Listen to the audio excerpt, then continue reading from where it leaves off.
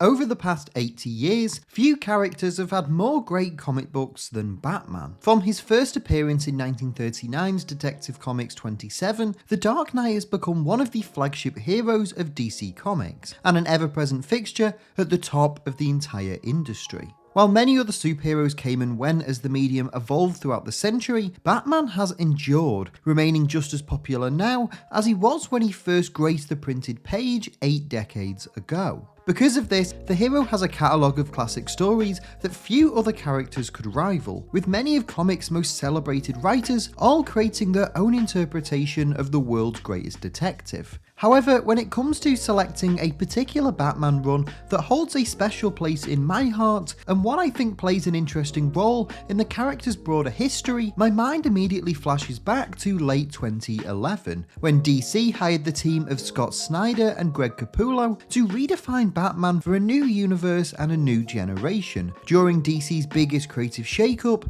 since the mid-1980s. As one of DC's flagship comics for the New 52 initiative, Snyder and Capullo relaunched Batman in September 2011, and throughout their 5-year run on the series, presented one of the best and most defining interpretations of the character that I have ever read. The duo's work on the title would see the creation of several new villains and supporting characters, and a brand new origin story for the Caped Crusader, alongside a re-examination of what Batman symbolises and his relationship with his family, his enemies, and the city that he vows to protect. More specifically, Snyder and Capullo's series is entirely built around the ideas of birth, death, and resurrection, and the metamorphosis that Batman, both as a person and a symbol, goes through with each different phase of this process. From his New Look origin in Zero Year, his climactic battle with the Joker in Endgame, to his bombastic return at the end of Superheavy, this story is above all else one about rebirth and the enduring legacy of the Dark Knight. And in this video, I want to explain the history behind how this run came to be, explain the origins of Scott Snyder and Greg Capullo's 50+ issue run on Batman, and discuss how the pair redefined the hero for a new generation, telling a near definitive Batman tale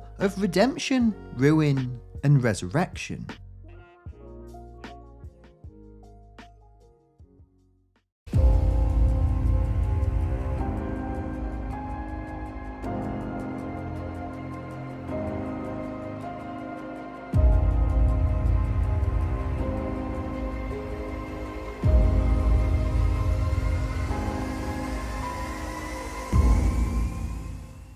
Before we continue though, just a quick reminder to leave a like on this video if you enjoy it, and subscribe to Owen Likes Comics so you don't miss out on any future videos. To understand what makes Scott Snyder and Greg Capullo's run on Batman so great, I think it's worth briefly explaining the context in which it first came to be. You see, in 2011, DC Comics was embarking on its biggest company-wide relaunch since the release of Crisis on Infinite Earths in 1985. Following the conclusion of the Flashpoint storyline, DC would unveil the New 52, a new look, fresh take on the company's established universe, now with younger versions of their beloved heroes. For many of DC's characters, the New 52 was a complete clean slate, with the likes of Superman, Wonder Woman, and The Flash all beginning their heroic careers from the very beginning. With Batman though, the company took a somewhat different approach. Instead of starting completely fresh, they decided to instead retain some aspects of his long 80-year history, and try to condense it into a 5-year window, meaning that by the time we first meet the Caped Crusader in Batman issue 1, he has already experienced many of his most defining moments. As part of this relaunch, DC sought after a new creative team to guide the Caped Crusader into the next generation. Now, while Greg Capullo was a newcomer to the world of the Dark Knight, having made his name on titles such as Spawn and X-Force, Scott Snyder was a writer seemingly being groomed to take over the main Batman series. Prior to the New 52, Snyder had served as the writer of Detective Comics, where he found success with storylines like Batman Black Mirror, as well as the standalone 5-issue miniseries Batman Gates of Gotham. Having to bridge the gap between the hero's history and establishing him into this new DC universe, Snyder and Capullo teamed up and devised a storyline that would throw readers into the depths of the Dark Knight status quo, deconstructing not only his role as Gotham's protector, but also his relationship with the Bat family and the legacy of the Waynes as well. In a September 2011 interview with Complex, Snyder outlined how this debut story arc came to be, stating that, "The way DC approached me about the relaunch was that it was a way to tell any story that you wanted about your favorite character, no holds barred. And the story I wanted to tell was one that was already really rooted in what's already happened in Batman, but is accessible to anybody that hasn't been reading Batman. It's a big, epic, ambitious story about Bruce Wayne and the way he thinks of Gotham as his friend, and this kind of ancient evil under Gotham that exists, or may exist, that he has somehow overlooked as Batman. So it has to do with the history of the Wayne family and the Grayson family, and there will be big revelations about this enemy from the past. And this enemy is going to bring all the weight of history against the Bat family and try to crush them. So it will be a big game changer of a story, but it will also be something that, if you haven't been reading Batman, you can jump right on, even though it will also have fun references and Easter eggs for people that have been following." This story was realised soon after in the form of the Court of Owls saga, where Batman, after investigating a series of murders throughout Gotham, discovers the existence of a secret society comprised of the city's wealthiest families. Serving as the gateway into Batman's corner of the New 52, the emergence of this brand new team of villains was a truly groundbreaking moment, as the Court of Owls' existence massively changed everything we thought we knew about both Gotham City and the lineage of Bruce Wayne. After facing off against the Talon, the Court of Owls' lethal assassin, Batman finds himself stranded from his allies. While Batman explores Gotham's catacombs, he soon finds himself in the labyrinth of the Court of Owls, an inescapable maze that not only drives the hero to the brink of his sanity, but quite literally turns the Dark Knight's world on its head, with Greg Capullo's art showing Bruce's mental state unravelling as the comic panels rotate across the page. Eventually though, Batman is once again attacked by the Talon, as the entire court watch on in excitement. Against all odds and faced with a villain unlike anything he'd encountered previously, Batman is able to use his deep knowledge of Gotham to escape the labyrinth, returning to the cave barely alive, where we find him visibly shaken by his experiences. After reuniting with Alfred and Nightwing, the latter of whom learns that he was actually selected to be a Talon by the court as a child, Batman is forced to question whether or not Gotham can be saved from the monster within it, or whether the city built by his ancestors is even worth saving at all.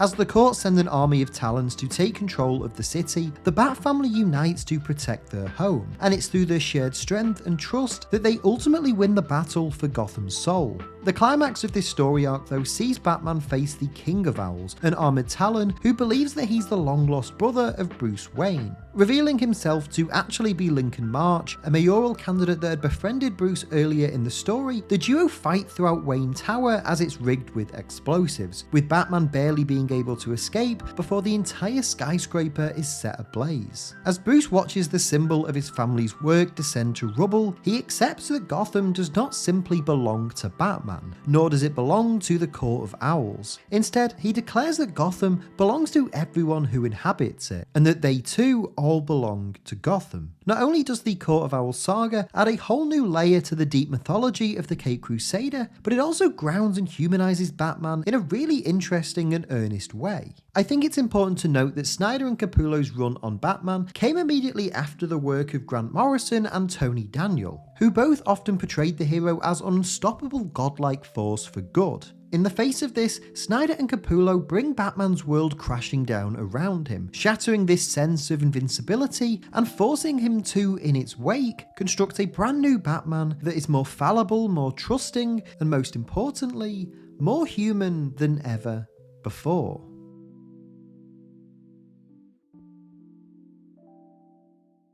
Following the conclusion of the Court of Owls storyline, the team of Scott Snyder and Greg Capullo embarked on their next great mission for Batman, forcing the hero to relive the ghosts of his past. Now, this came in two forms: the 5-part story arc Death of the Family, which saw the return of Batman's most iconic villain, the Joker, and the year-long epic origin story, 0 Year. In particular, I think Zero Year is absolutely vital to understanding Snyder and Capullo's entire depiction of the Caped Crusader, as it not only provides the narrative basis for their entire run, but demonstrates what separates this take on the hero from everything that came before. The prospect of telling a new origin story for Batman was a bold and ambitious one for both Snyder and Capullo, given just how influential Frank Miller and David Mazzucchelli's Batman Year One still is to this day. Given the significance of this classic comic, it would be hard for any writer or artist to top it, as Year One is widely seen as one of the all-time great superhero origin books, as well as one of the best Batman stories, providing a somber, gritty and visceral account of Bruce Wayne's journey to becoming the Dark Knight in just 4 short issues. In spite of all of this, Snyder decided to not only tell a new origin for Batman, but that his story would be the complete antithesis to everything in Year One. Whereas Miller's story was short, bleak and muted in colour, his would be a sprawling, action-packed and vibrant journey into the heart of Gotham's protector. Snyder would actually explain how Zero Year came to be in an interview with Comics Alliance, where he stated, "For me,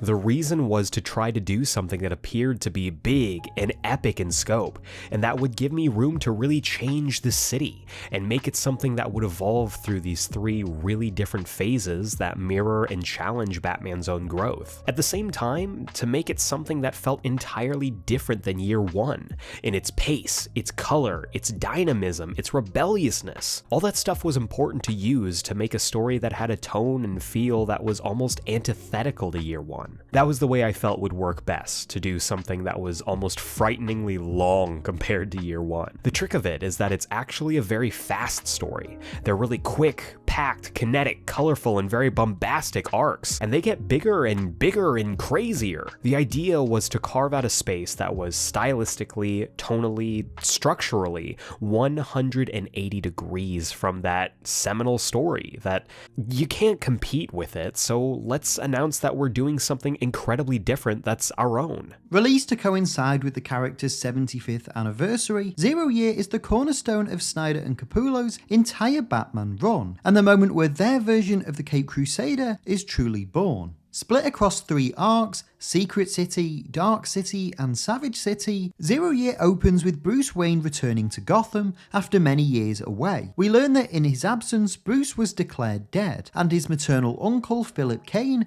has taken over Wayne Enterprises, alongside his advisor, Edward Nygma. Believing that Bruce's return poses a threat to their success, Nygma hires the Red Hood gang to kill him. After surviving this assassination attempt though, Bruce realises that in order to save Gotham from the clutches of crime, he must become an incorruptible symbol, adopting the persona of Batman and thwarting the Red Hoods during a robbery of Ace Chemicals. As this is all going on, Philip Kane learns of Nygma's plans to kill Bruce and is eventually blackmailed to join the Red Hoods, joining the villains during the Ace Chemicals raid and being killed during a shootout with the police. At the same time as this, Batman confronts the sadistic leader of the Red Hoods, who, when attempting to flee from the Dark Knight, falls into a vat of chemicals. With Philip dead, Bruce returns to the public eye and assumes control of his parents' company, while Nygma, now adopting the new identity of the Riddler, shuts off power to all of Gotham, challenging Batman to find a way to restore it. Riddler amplifies this threat by tasking the villainous Dr. Death to keep Batman busy by solving a series of horrific murders, allowing Nygma to blow up Gotham's reservoirs and flood the entire city. As Gotham descends into complete chaos, the Riddler once again challenges Batman to find a way to defeat him. Alongside new allies Jim Gordon and Lucius Fox, Batman devises a plan to distract Nygma by enduring his various challenges, buying Gordon and Fox enough time to decipher the villain's location and send the GCPD in to apprehend him.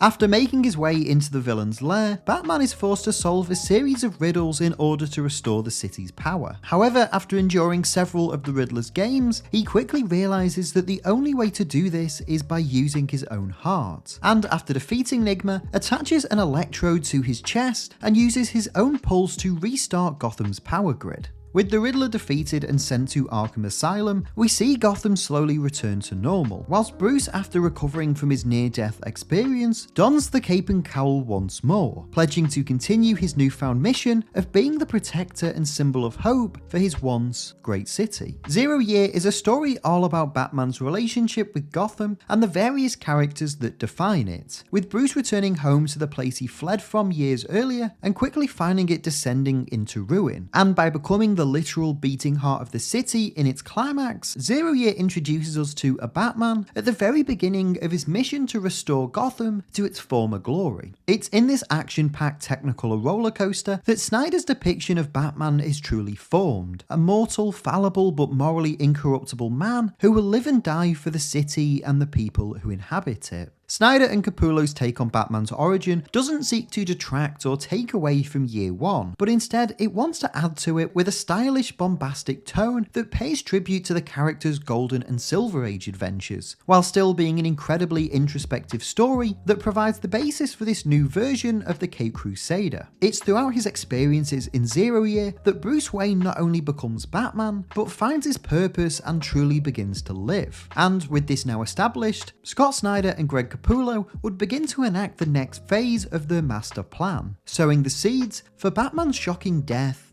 and resurrection.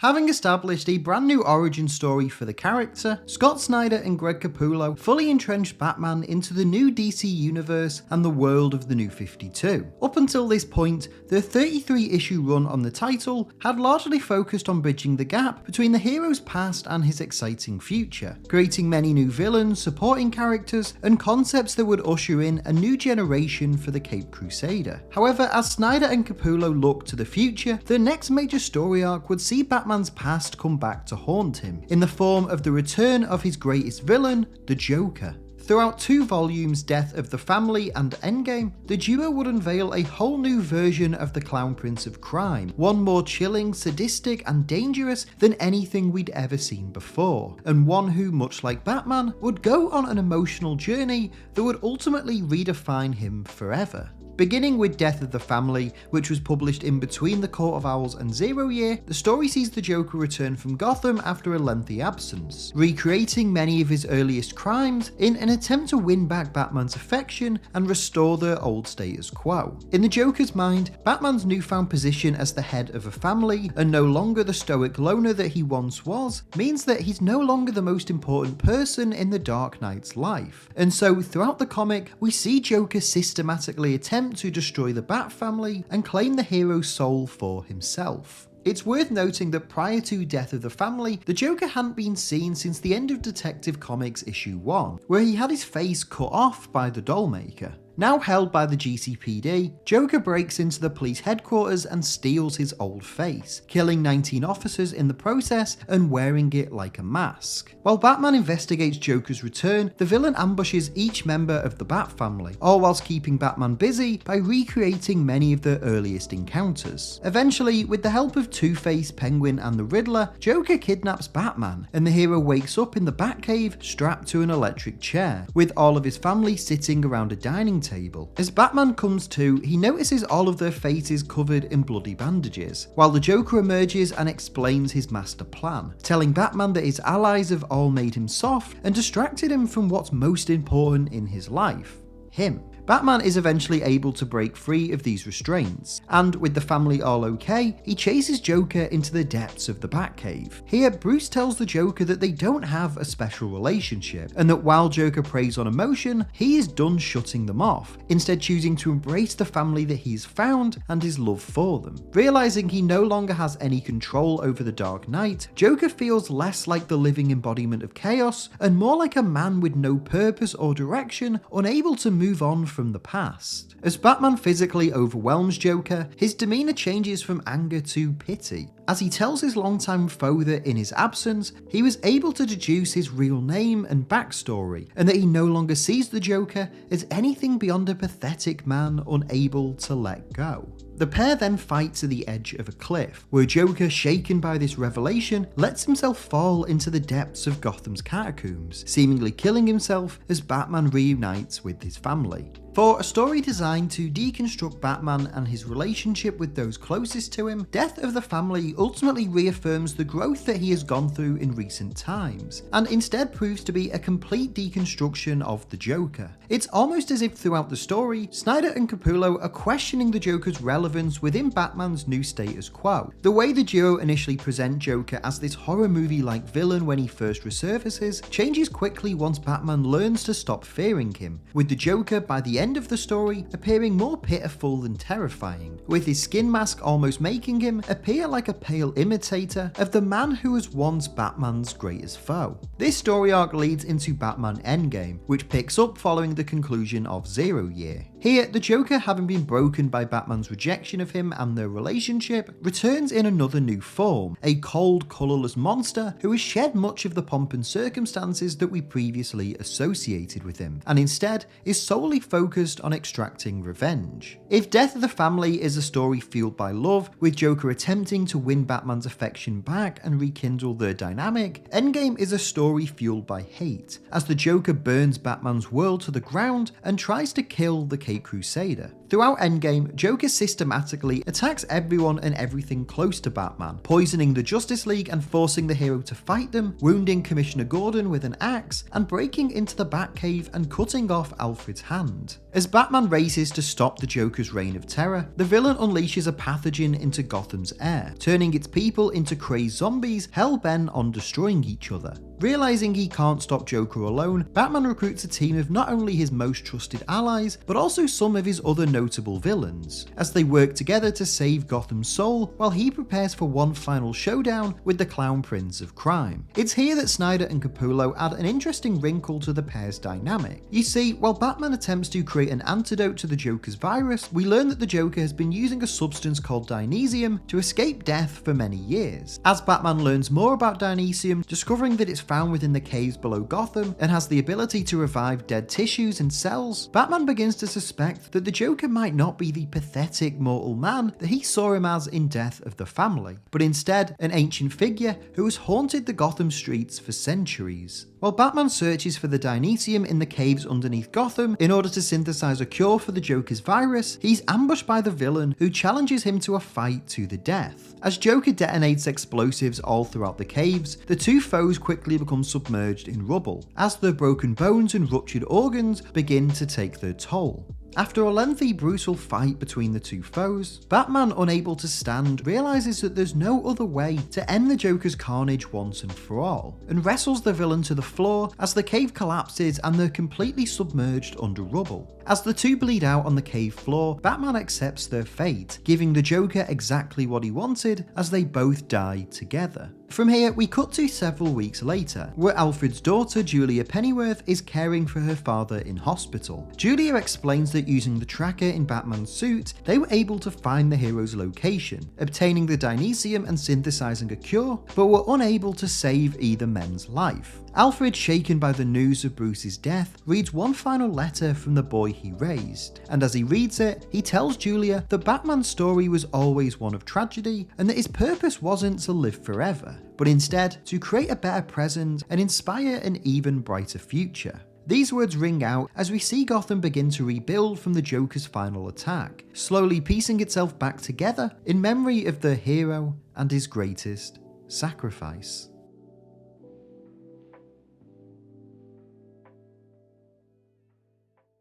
Initially devised to be Snyder and Capullo's final Batman story, Endgame is a shocking conclusion to the tale of Bruce Wayne. Whereas Zero Year chronicled Bruce becoming Batman, with the hero truly being born when he uses his heart to restore power to the city, Endgame is where Batman dies, and how the hero leaves behind a legacy that will endure in his absence. However, this wouldn't be the end for either Scott Snyder or Greg Capullo, as the duo committed to another 11 issues of Batman and sought to explore this legacy in their climactic story arc, Superheavy. Perhaps the most divisive aspect of the pair's run, Superheavy is a story about what becomes of Gotham without their Great Protector, and how the legacy of the Dark Knight is adopted by the city's people, its villains, and political forces. Beginning in Batman issue 41 from June of 2015, we learn that Gotham's politicians, the GCPD, and the Powers Corporation are working together on an initiative to create an all-new Batman, one who works within the jurisdiction of the law.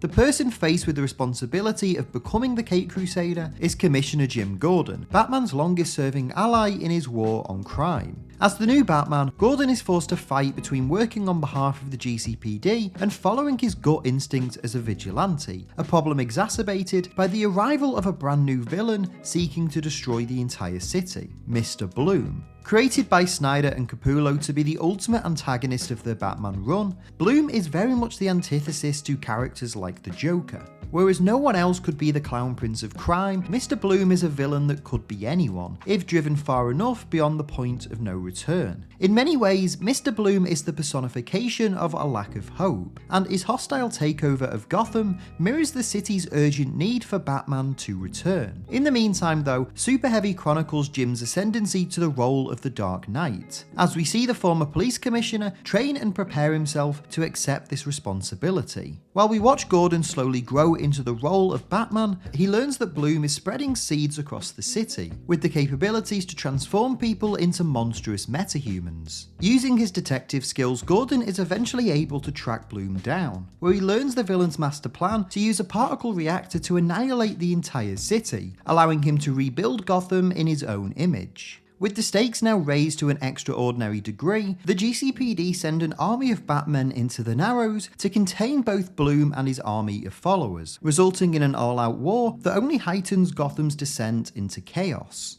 As this is all going on though, we shockingly discover that Bruce Wayne is somehow still alive, suffering from amnesia and now working at a local community centre, where he's fostered a relationship with Julie Madison, the daughter of Joe Chill. We later learn that Bruce was revived thanks to the Dynesium, and returned to Wayne Manor with no memory of his previous life as a superhero, with Alfred, having seen Gordon take over the role as Batman, choosing not to tell Bruce and instead give him a second chance at life.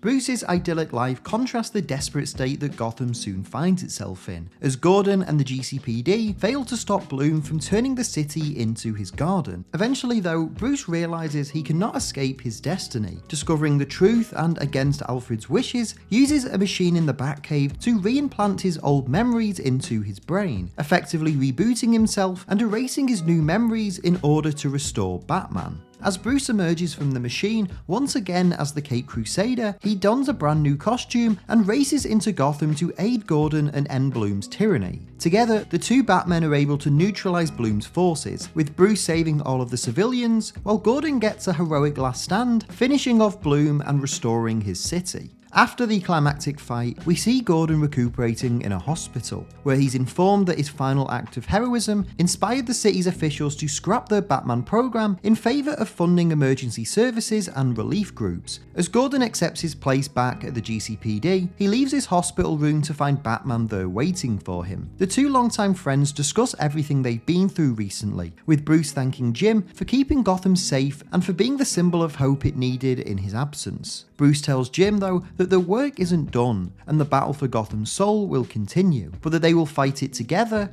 side by side.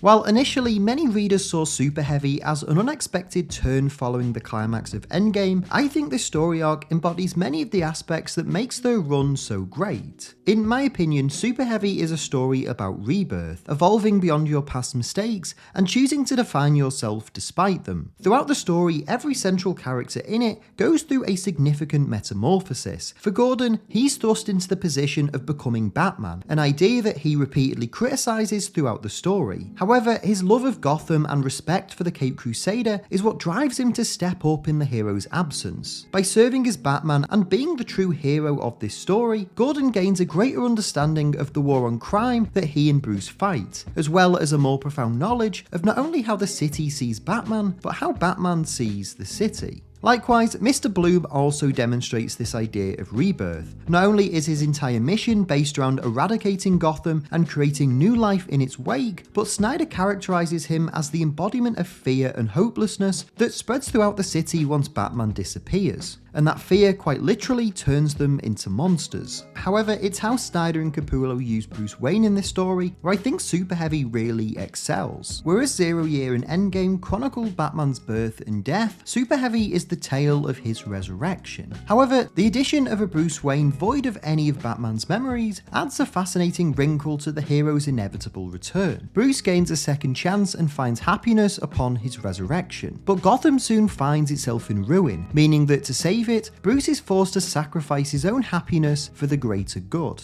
While it's admittedly a bittersweet way to end the pair's run, Superheavy's conclusion reaffirms the central theme of Snyder and Capullo's entire Batman series, that Batman and Gotham City are the yins to each other's yang, and that by chronicling the pair's evolution throughout the hero's birth, death, and rebirth, we emerge with both a Gotham and a Batman stronger and more resilient than ever before.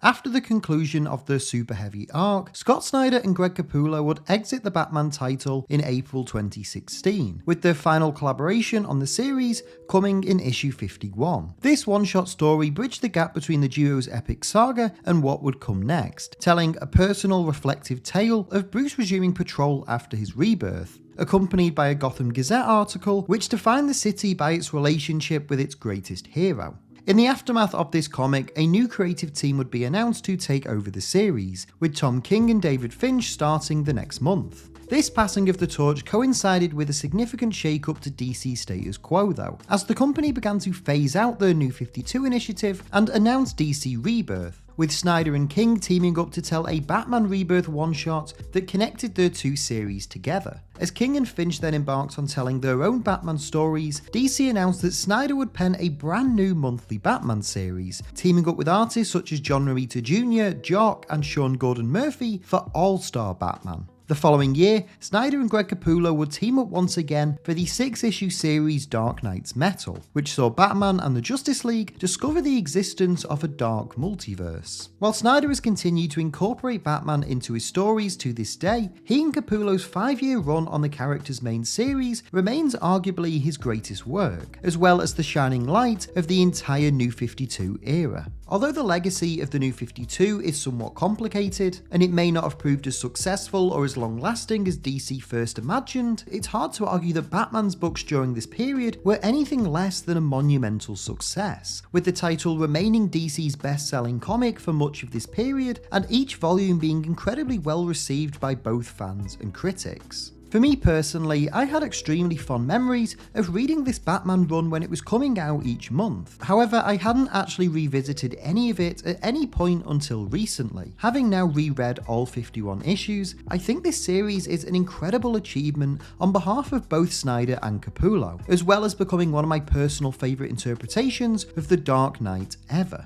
Throughout their run, the duo managed to perfectly balance incorporating the character's 80-year history with telling brand new stories unlike anything we'd seen before, expertly paying homage to the past while pushing Batman into the future. Not only did these stories give us new characters like Duke Thomas, Julia Pennyworth, and the Court of Owls, but it served to deconstruct and redefine Bruce Wayne in a really fascinating way, exploring everything from his relationship with the Bat family, the changing nature of his feud with the Joker, and the legacy of his heroic adventures and the mark that he'll leave behind on Gotham after his death. Some of the stories that Snyder and Capullo sought to tell throughout their run were unbelievably ambitious, and these showcase both the talent and the deep love of the Caped Crusader that both the writer and the artist share. Snyder and Capullo's Batman had a significant impact on everything that's come after it, setting up the current status quo of the character that writers like Tom King, James Tynion, and Chip Zdarsky have all continued ever since, alongside influencing mainstream adaptations of Batman such as Matt Reeves' recent live-action film. The legacy of Snyder and Capullo's Batman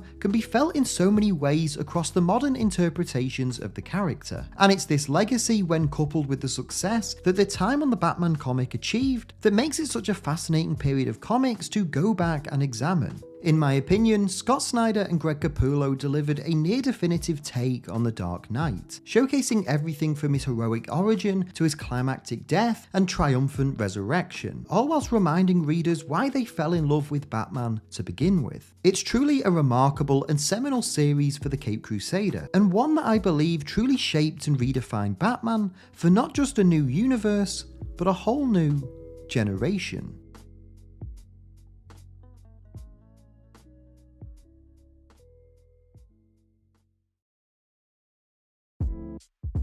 Hey everyone, thank you so much for watching today's video. I hope you enjoyed it. If you did, please make sure to leave a like on this video and leave a comment down below as well. Let me know your thoughts on everything we talked about in today's video. I can't wait to hear what you have to say as always.